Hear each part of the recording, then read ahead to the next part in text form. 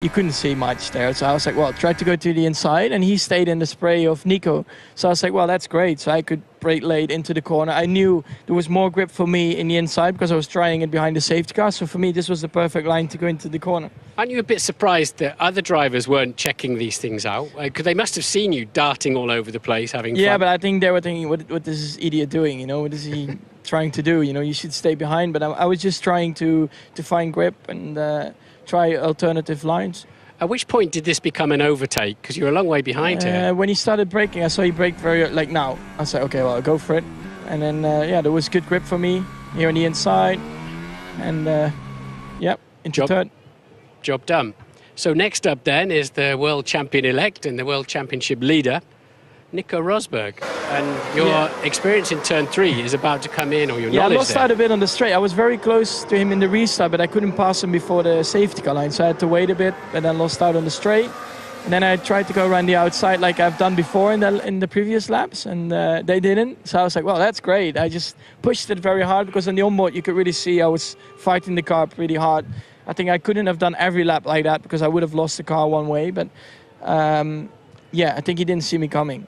What I want to know is your right rear tyres on the white line. We've seen many a race destroyed, spinning around. How did you know the car would stick there?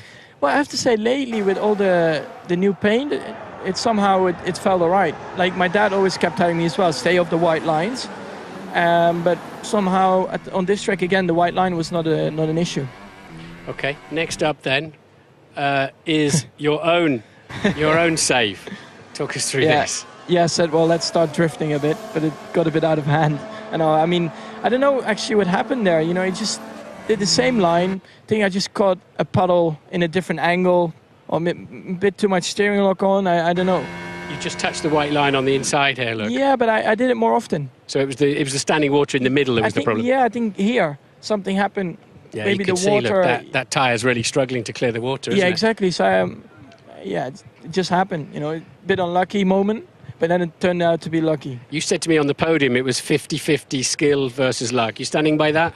Yeah, definitely. I mean, so I lost the car here, and then you lock the brakes, and here I said, okay, I can save it. Because when I locked all the wheels, luckily, that was my luck. The front started to go to the right side and not to the left. And then once I realized the front was going to the right, I released the brakes, and then you just grip up and you can turn it.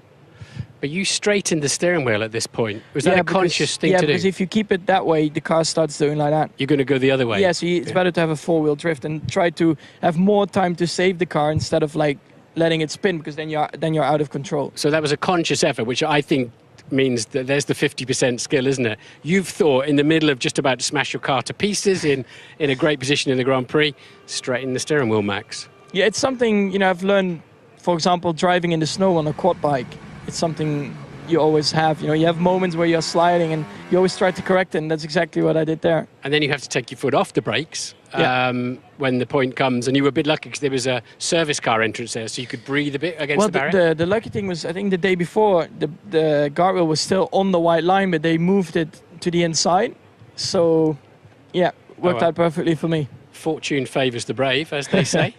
Now, you come back out, you're P14, the intermediate gamble didn't work, decision, whatever you like to call it, and now you've got to come back through the pack and you start making your way through, and then you come up against your teammate, which is a little bit edgy. I tried there, he closed, so I was like, well, I have to go around the outside, and then here I had a good exit, and I knew around the outside here was a lot of grip, so I tried it, and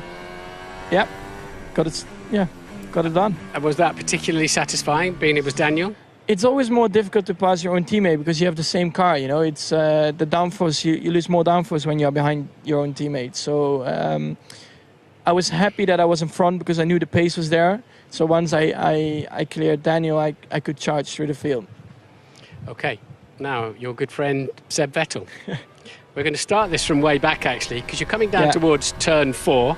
You've gone down the outside. And as you go into the corner, I just want to point out, you're ahead.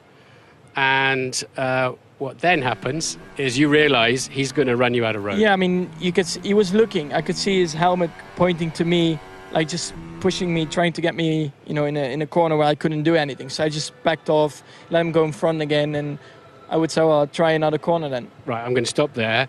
you were looking and you saw his helmet looking at you down the straight. Yeah. So okay. On the brake, you can very easily see it. Like you see the head just doing like that. Yeah, but then the track is in terrible condition. So why are your eyes not on stalks looking at the racetrack? I always have the intention of I'm always looking more to the inside of the corner with my head. It's something I've had with go-karting as well. So something now you're trying a few Verstappen lines. Yeah. And we come to what is effectively the last corner. So he said he ran me off the track. He ran me out of space. Yeah, I don't agree with that, of course. But, it's I got to the inside. I was clearly next to him. And then at one point, also from his onboard, you could see, like, he saw that I was next to him. And then suddenly he accelerated again. I was like, well, I mean, I'm next to you, so I'm not going to give you more space. Like here, he realized I was next to him, and then he started accelerating. And I mean, I'm in the middle of the track, and you are a bit on the rubber, so you just slide, and I couldn't turn more than I already did. So I don't think it's something intentional or something.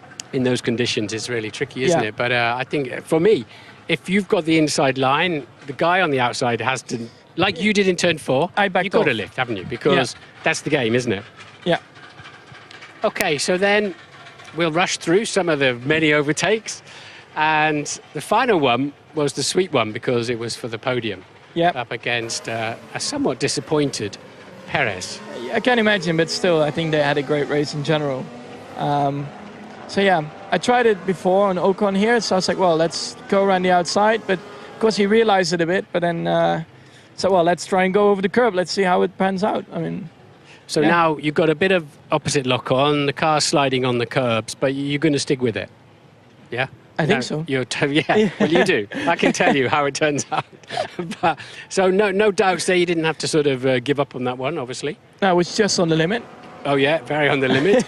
Now, what I thought was impressive here is that you gave him racing space, which is fair enough, isn't it? You didn't run him out of road. The thing is as well, I mean, the pace difference was so big. Even if I didn't get him there, I would wait another lap or another corner and I would get him. So it's not something that it's so critical to get past there that you have to like squeeze him a bit off the track. So I was like, well, let's give him room. Let's see where he ends up. And I think it was perfect racing at the end of the day. It looked great. Thinking the long game, then no point in having contact or getting a penalty, for example. Yeah, exactly. Well, the pace difference is so big. Yeah. So put us inside the car then with this technique you have. You had it in junior racing. Do you relax in the car on the pedals, on the steering wheel, or what is your style? No, actually, well, not tense, but also not too relaxed, because then it's easy to lose the car. You always have to grip up your, on the steering wheel quite a lot, because the car is always very easy to move with the aquaplaning on the straight, so you have to be alert. But at one point you get into a zone and then it feels like nothing can go wrong. You have to feel confident, and once you feel confident you can attack the braking, you heat up the brakes. Because of the brakes you heat up the tires, and then you just get more and more grip, and then it just gets easier and easier to drive the car. So it's that confidence, but there's a bravery as well, isn't it? Because there are points there when you're behind Kimi, for example, and Nico, where you just kept your foot in.